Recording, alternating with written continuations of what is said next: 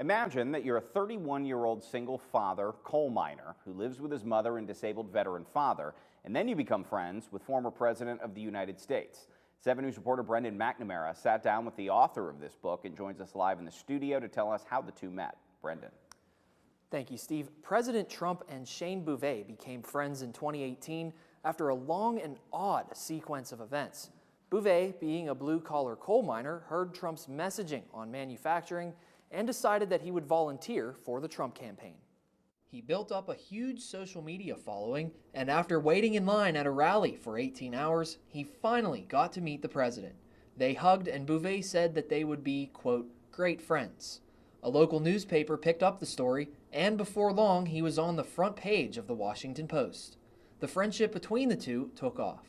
Regardless of where you stand politically, friendship is important to all of us. And when you take people that are in two different areas, they have to navigate through a lot. And navigate through a lot they did. Trump is a billionaire businessman, and Bouvet is a single-father coal miner who lives with his mother and disabled veteran father. The two men could not be any more opposite than they already are. That's what built the respect and the friendship, is that he stayed where he is, and he stayed where he is, and they would pick up the phone, and President Trump would pick up the phone and call him at 3 o'clock in the morning, and they'd talk about their kids. Even with the massive differences between Trump and Bouvet, they have remained great friends. Trump is in regular contact with Bouvet, and he's even been inside the private quarters of the White House. He's also delivered Wendy's hamburgers to Trump and the Air Force One crew. These are just a few interactions among many that the two have had over the years. And all of us can benefit from that. So when we evaluate our friendships, are we okay with being friends with someone who's in a totally different place? Do we have the skills to be friends with someone who's in a totally different place? These two guys did it, and I was impressed.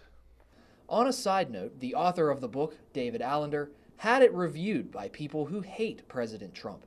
He says that even though it did not change their minds about his policies, they like Shane and how he was treated by the president.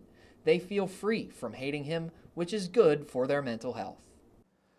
Now, the book is only available online in an ebook format and costs $5.99 to purchase. The book is also short and to the point, as it is around 110 pages long. If you would like to order a copy, you can follow the link on our website, WTRF.com. Reporting live in the studio, I'm Brendan McNamara, working for you. Thank you, Brendan.